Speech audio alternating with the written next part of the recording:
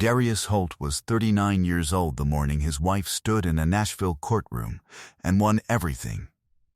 The house on Pembroke Lane, the joint investment accounts, 17 years of accumulated equity, and turned to her attorney with a smile that had been rehearsed so many times it had stopped resembling joy and started resembling something else entirely. He had watched her from across the gallery. He had watched her the way he watched load-bearing walls before he touched them, methodically, without reaction, noting every point of stress and every place where the structure had been quietly compromised. She was wearing the navy suit she'd bought 3 months prior. The one she'd told him was for a job interview. There had been no job interview.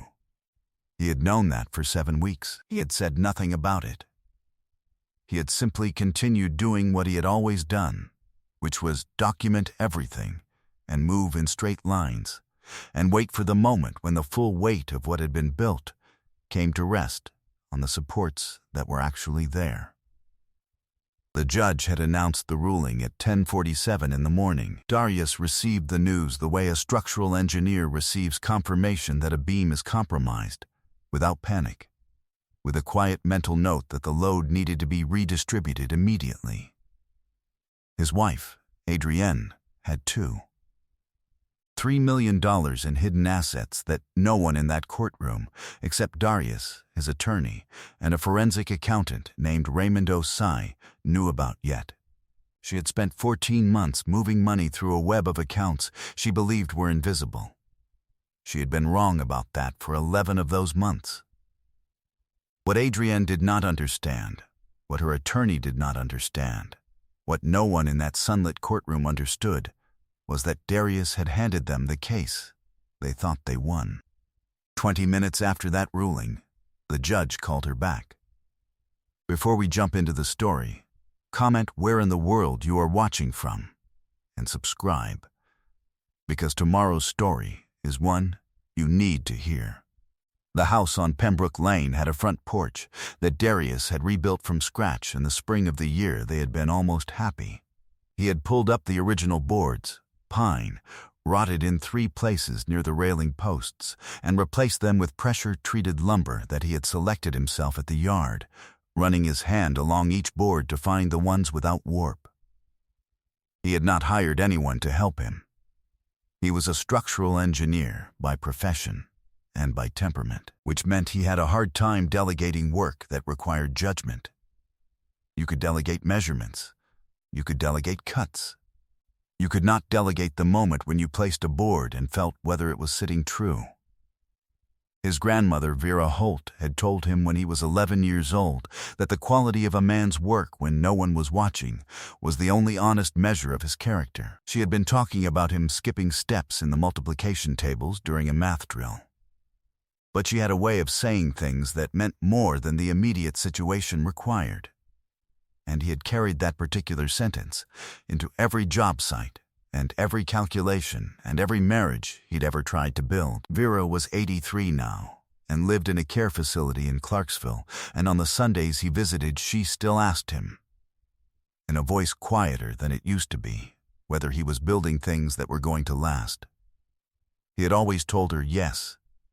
For the past 3 years, that answer had required more from him than it used to. He was a senior structural consultant at a firm called Meridian Engineering Group, which meant that he was the person called in when other engineers had already made decisions that were starting to feel wrong. He found the problems that had been paved over. He found the places where the load had been quietly transferred onto supports that were not rated to carry it. He was the one who walked a building and felt in his feet and his hands, and the particular quietness of his attention where the structure was lying to itself. He had been doing this professionally for 14 years, and in his marriage for approximately the last 3. His other phone, a separate device registered to a holding company, Claudette, had helped him structure years ago for a different purpose, had been sitting in his desk drawer at the office for 11 months, accumulating documentation he had not yet decided what to do with. He had not moved it. He had not told Adrienne it existed. He had simply added to it methodically, the way an engineer builds a case file. One observation at a time, never assuming, always verifying, letting the pattern reveal itself rather than forcing the shape. Adrienne was beautiful and controlled, and had the kind of ambition that organized itself around other people's resources. He had not seen that clearly at first, or perhaps he had seen it and chosen to interpret it charitably, which was a habit he had been working to correct. She had been a marketing manager when they met, sharp and quick-talking and certain of her own direction. He had admired that certainty. He had not yet learned that certainty and integrity were separate qualities that did not always travel together. He remembered meeting her at a conference dinner in Atlanta 17 years ago. She had been at the next table and had turned around to ask him if he knew whether the hotel had a business center open past 9. He had said he thought it did. She had said thank you and turned back to her table. 20 minutes later, she had turned around again and told him that the business center closed at 8 and that he had been wrong. He had laughed. She had laughed. They had talked until midnight in the hotel lobby, and he had driven the 300 miles back to Nashville the next morning, understanding that his life had been reorganized by a conversation in a hotel lobby, and that he did not entirely mind. That was the version of her he had tried to build a marriage around. The version that had shown up at that table, turned around twice, laughed at midnight. He had spent 3 years trying to find where that version had gone. They had married when he was 22 and she was 23.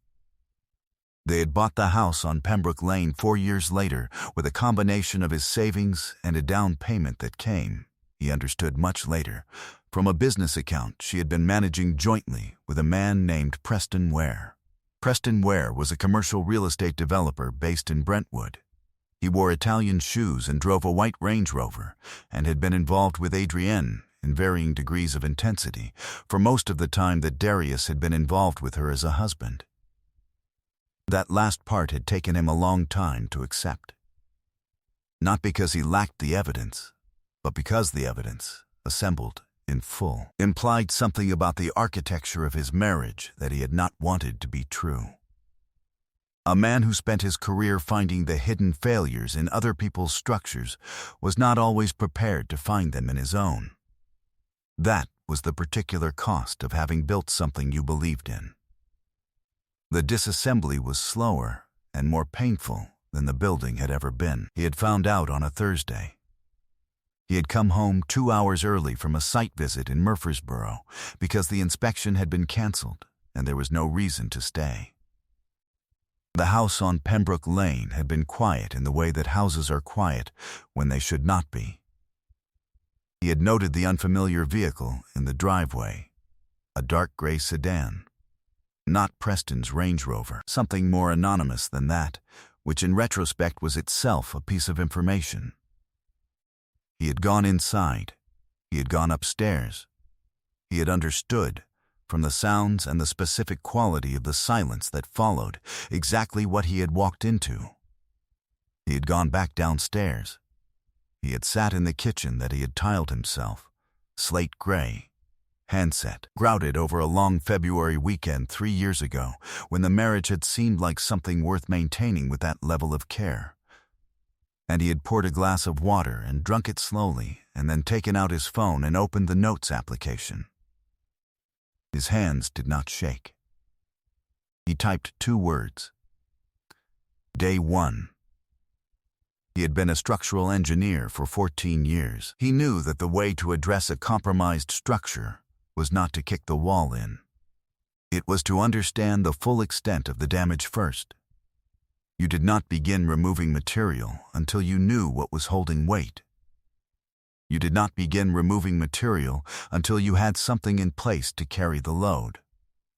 You mapped the failure completely before you touched a single board, because the worst thing you could do was act on a partial understanding and bring something down that was still standing.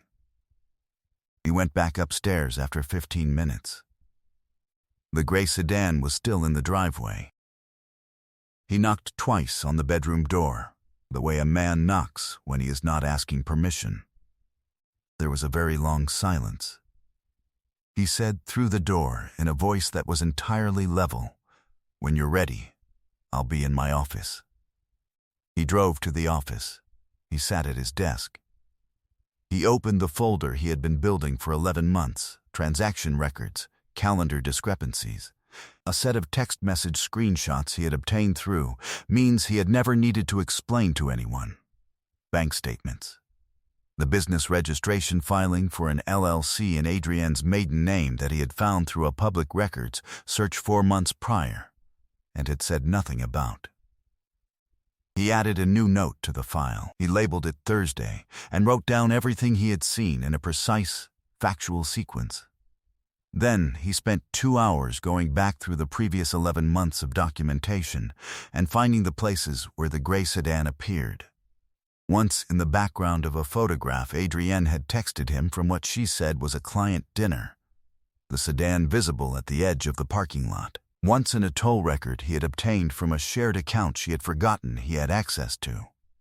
Twice in dates that corresponded with calendar entries, marked as work travel that had not, on closer inspection, involved any travel at all.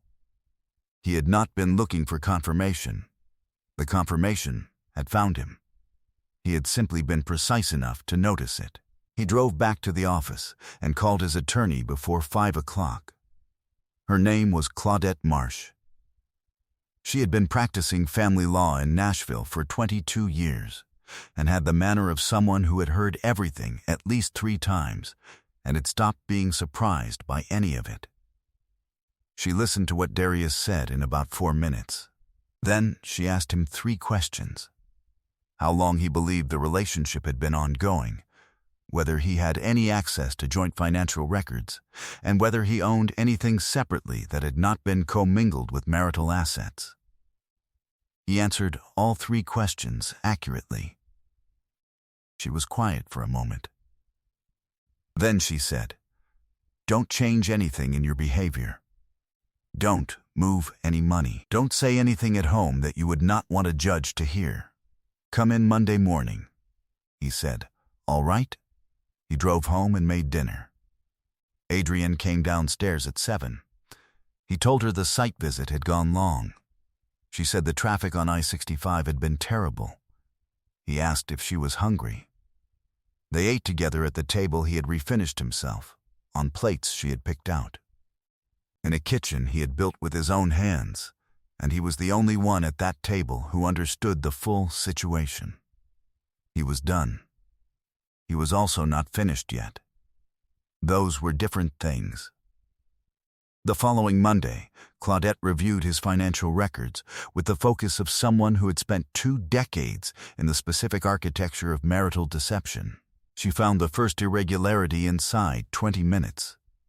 Adrienne had opened a savings account 14 months prior, funded by transfers from their joint checking-in amounts that stayed below the threshold that would have triggered automatic flagging.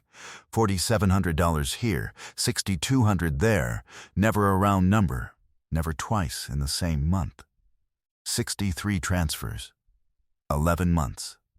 Total withdrawn, $219,000. Claudette set down her pen. This was not impulsive, she said. No, Darius said. She had help structuring this. The amounts are too deliberate for someone doing this alone for the first time. He nodded. He had already thought that. He said, "Preston Ware."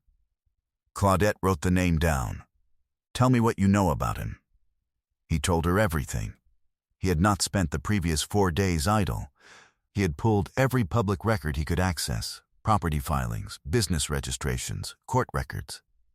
Preston Ware had 2 prior civil judgments against him for breach of contract.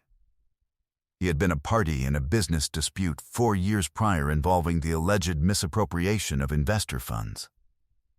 The case had settled. The settlement terms were sealed. Claudette looked at what he had compiled. She looked at it for a long time. "You built this in 4 days," she said. "It's what I do," Darius said.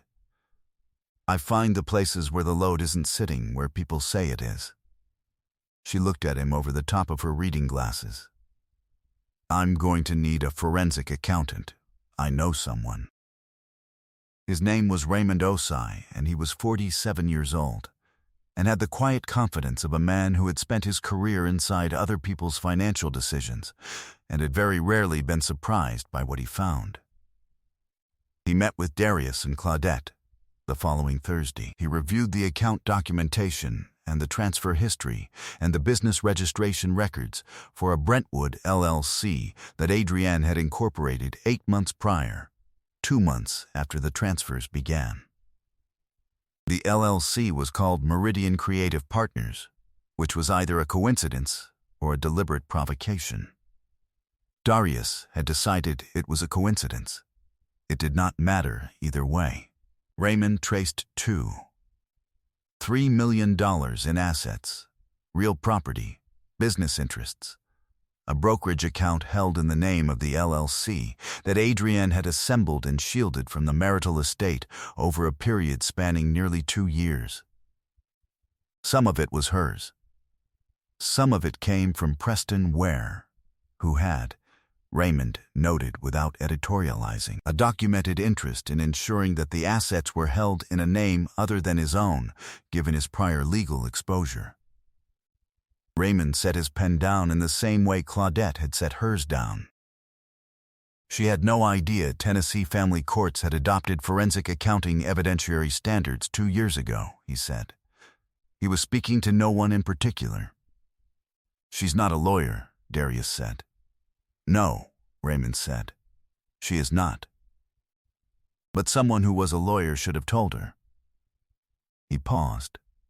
Or perhaps that person knew and didn't care, because the assets were structured in her name and not his. Darius looked at the documents spread across Claudette's conference table. He thought about Preston Ware in the back row of the courthouse with a small nod.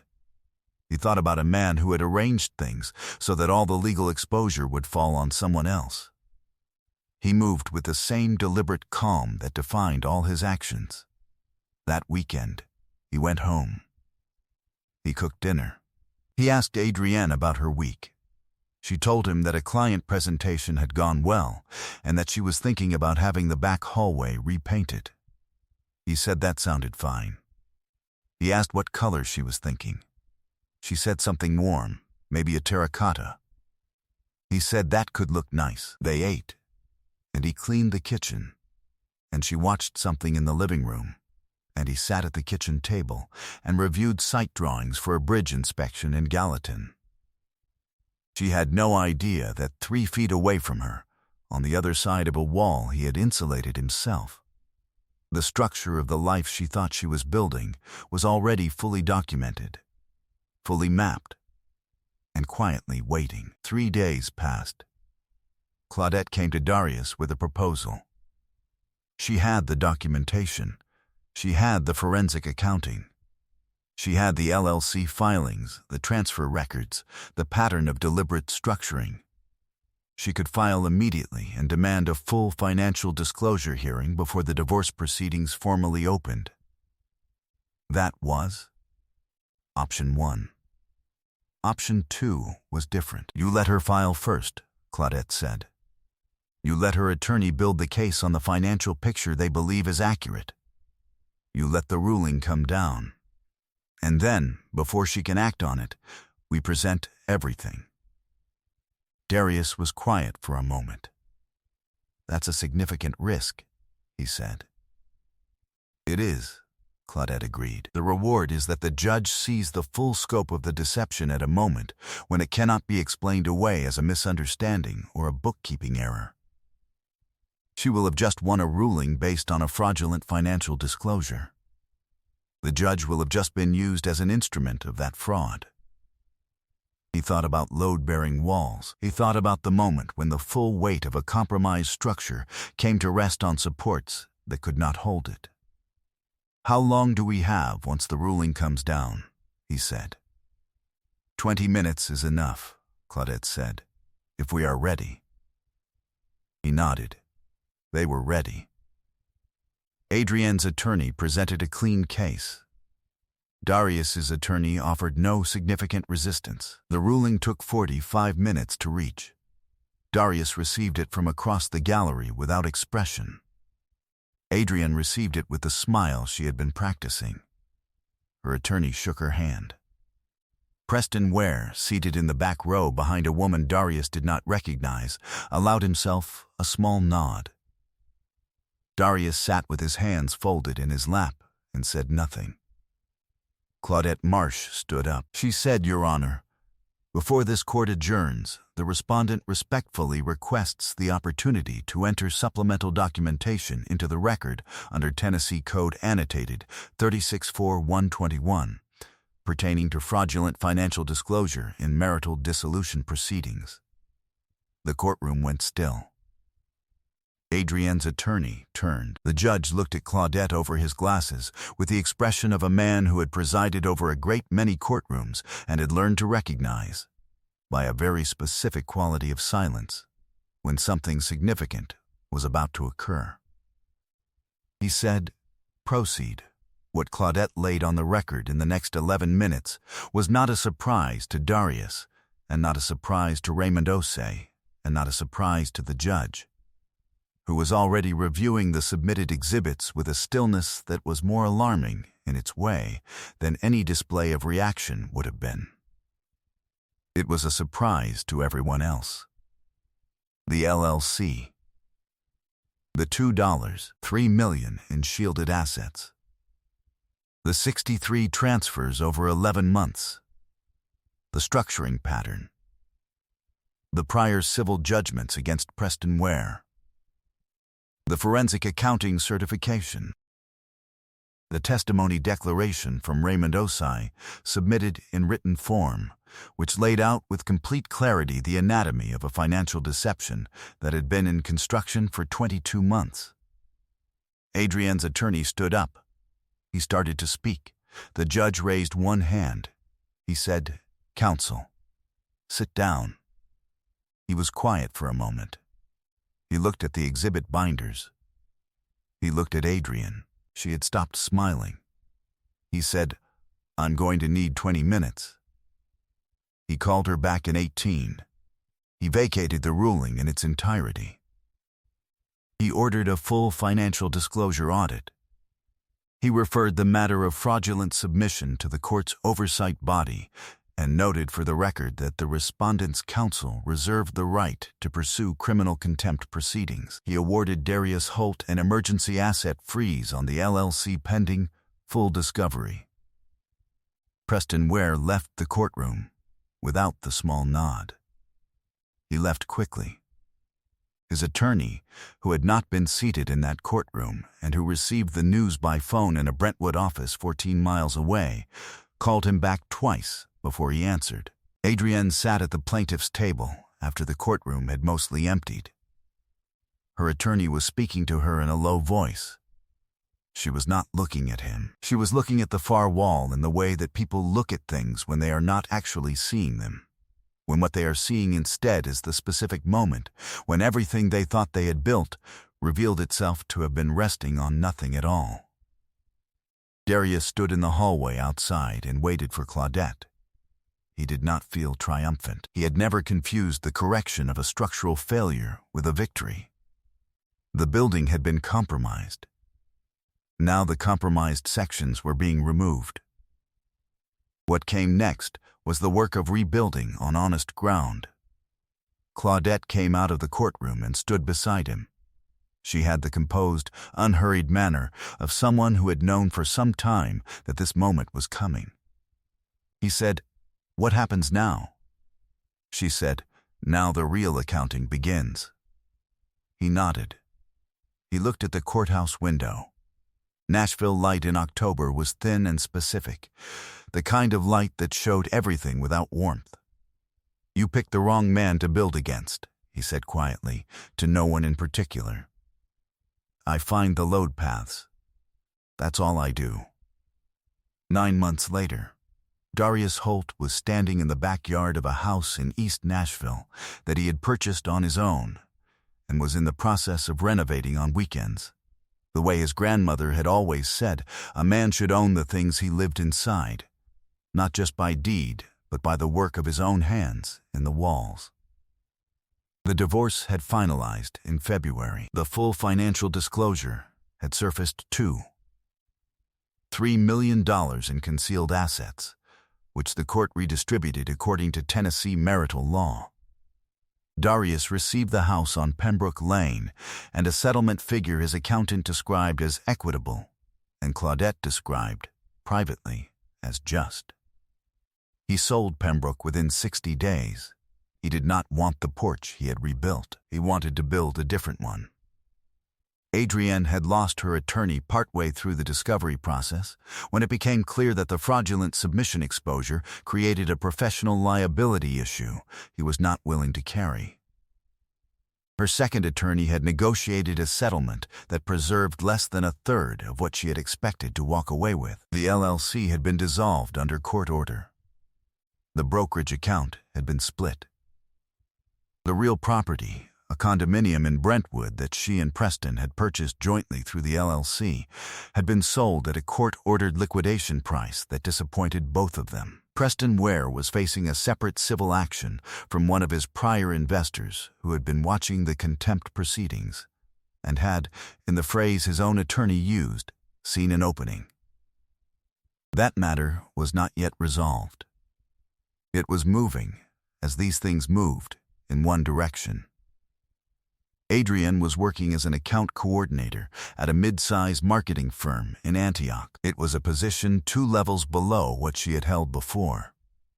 Her professional network, which had been her primary currency for most of her adult life, had contracted sharply in the months following the contempt referral. These things traveled, in professional communities, at the speed of true things. She had not called Darius. He had not expected her to. He had met a woman named Simone at a site visit in the spring. She was a project manager for a commercial development firm, precise and unhurried, with the habit of asking the exact right questions slightly before he had finished setting up the context for it. He had found that interesting the first time, and confirming the second. They had dinner once a week, and she had told him, on the fourth occasion, that she appreciated that he was a man who did not perform more than he was. He had thought about that for several days afterward. The backyard in East Nashville was coming along. He had built the raised garden beds himself from reclaimed cedar, 4 of them, in a configuration that maximized the southern light. His grandmother had kept a garden. She had grown pole beans and collard greens and a variety of tomato that she claimed was descended from seeds her own grandmother had kept. He had not inherited the seeds. He had inherited the habit of the thing.